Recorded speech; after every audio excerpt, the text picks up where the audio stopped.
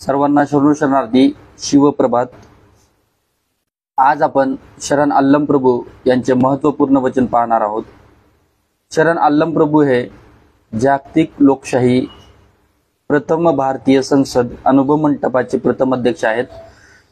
तर या ठिकाणी वचन सुरू करत असताना सर्वात प्रथम लिंगायत धर्म संस्थापक महात्मा बसवांना, जागतिक लोकशाहीचे जनक विश्वगुरू बसवांना, जागतिक जगातील पहिली भारतीय संसद अनुभव मंडपाचे पहिले अध्यक्ष शरण अल्लमप्रभू, दुसरे अध्यक्ष शरण चन्नबसवण्णा, तिसरे अध्यक्ष शरण सिद्धरामेश्वर आणि चौथे अध्यक्ष शरण रुद्रमणी या सर्व अनुभव मंडपाचे अध्यक्ष यांना व 770 शरण शरणी जे त्या अनुभव मंडपाचे सदस्य म्हणजेच आज जे आपण म्हणतो खासदार, त्या पद्धतीनं त्या प्रथम भारतीय जागतिक संसदेचे सदस्य आणि त्यानंतर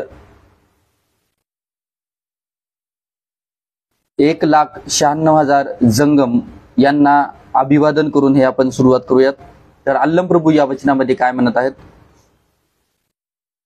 बसवण्णा तुम्हास पाहून माझी काया शून्य झाली हो, बसवण्णा तुम्हास स्पर्श करून माझी क्रिया शून्य झाली हो, बसवण्णा तुमचे स्मरण करून माझे मन शून्य झाले हो, बसवण्णा तुमचा महानुभाव ऐकून माझा भव नास्ती झाला हो, आमच्या गुहेश्वर लिंगामध्ये तुम्ही अजात म्हणून स्थिर राहुनी भवपाश तोडल्या कारणे तुमच्या सहवासामध्ये मी जगलो हो, असे शरण अल्लमप्रभू यांचं वचन आहे। तर गुहेश्वरा हे त्यांचं वचनांकित आहे। आपल्याला माहिती आहे तर जे काही विविध 770 शरणी होते ते आपले वचनांकित या ठिकाणी वचन समजण्यासाठी वचनामध्ये लिहित असत। त्या पद्धतीनंच गुहेश्वर लिंग हे शरण अल्लमप्रभू यांचं वचनांकित आहे। त्यानंतर आपण द्वितीय वचन घेऊयात शरण अल्लमप्रभू यांचे।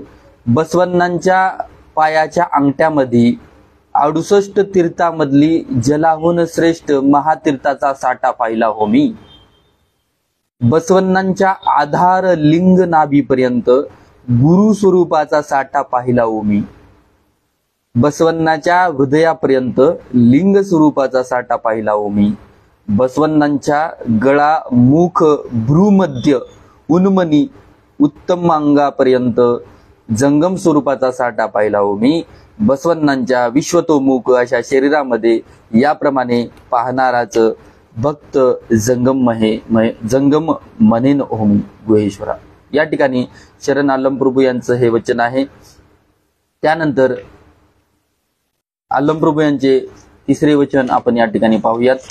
तर या ठिकाणी अल्लमप्रभू म्हणत आहेत, शून्य मूर्त रूपास आणले एका शरणाने, त्या मूर्तीमध्ये भक्ती स्वायत्त केले एका शरणाने, मी ती भक्तीच सुज्ञानमुख केली एका शरणाने, ते सुज्ञानच लिंग मुखाने धारण केले एका शरणाने, ते लिंगच सर्वांगामध्ये भेदले एका शरणाने, ते सर्वांगच निर्वाण समाधीमध्ये स्थिर केले एका शरणाने, मी निर्वाणमध्ये राहून अगम्य झालो म्हटल्यास भक्ती कंपित मनवनी मज आपल्या ठाईच बोलावून घेतले एका शरणाने, गुहेश्वरा तुमचे शरण संगन बसवण्णांचे श्री चरण पाहून शरणू म्हणून जगलो हो। तर या ठिकाणी शरण अल्लमप्रभू यांचे आपण 3 वचन या ठिकाणी पाहिलो। तर हे 3 वचन याचा अर्थ हा खूप गहन आहे।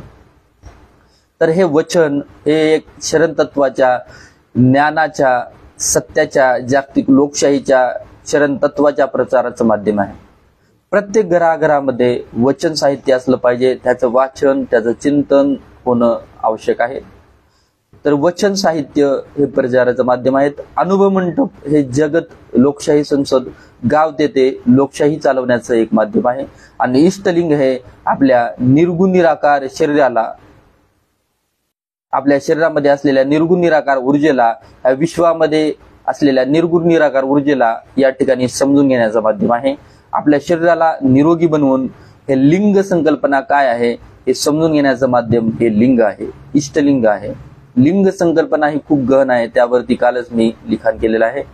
लिंग म्हणजे आपले जे काही निर्गुण निराकार ऊर्जे रूपी असलेलं मस्तिष्क आहे, निर्गुण निराकार रूपी हे जे काही विश्व आहे, ज्यामध्ये 95% डार्क एनर्जी आणि डार्क मॅटर आहे. आपण अंधारामध्ये निरीक्षण करू शकता विश्वाचं, या आकाशाचं.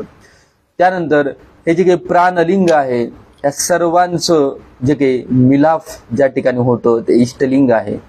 आणि मेंदू हे विश्व, आपल्या शरीरातलं प्राणलिंग, या सर्वांचं ऐक्य या इष्टलिंगामध्ये, या इष्टलिंगा रूपी योगामध्ये होतं. आणि त्यासाठीच हे इष्टलिंग हे पूर्णपणे आधुनिकतेचं प्रतीक आहे, पूर्णपणे आपल्या शरीराला निरोगी ठेवण्याचं प्रतीक आहे.